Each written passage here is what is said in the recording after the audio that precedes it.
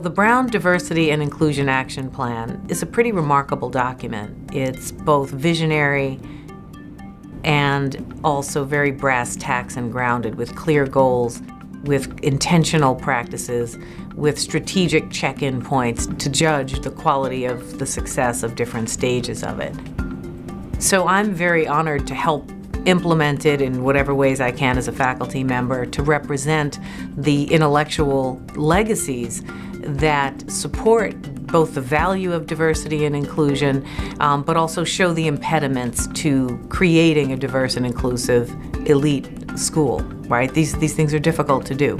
In order to understand why it's difficult, you have to really unpack the invisible practices that create the exclusions and non-diversity environments in the first place. That's where things can get a little bit hairy for people, because they like to think that everything they do is entirely race-neutral, colorblind, and that they are operating on a system of meritocracy and that the cream rises to the top. So you find only white men rise to the top in the sciences then, I guess. Women don't rise to the top.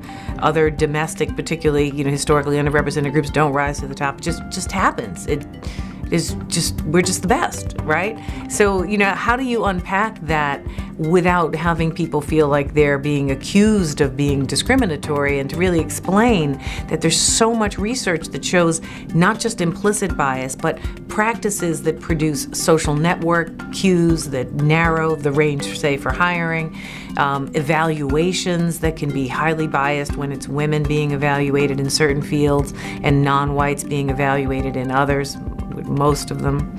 And those kinds of practices that, if we're really serious about bringing them to people's attention and having people take them seriously, then there's a chance here of really revising our practices, right? And being aware that we're not actually in a race-neutral environment, that this is not a bubble. It's part of the regular world. We bring in those hierarchies and we reproduce them unless we work against them. So what I love about RDAP is it has the potential to emphasize, again, climate, actual hiring, environment, discussions, listening to various constituencies from students and staff, as well as faculty and administrators, and to really try to create an environment that is sustainably diverse and inclusive. Do I think we'll be perfect at it? Not a chance. Do I think it'll be better than it was, say, when I got here a decade ago? It already is, and will definitely be better than that.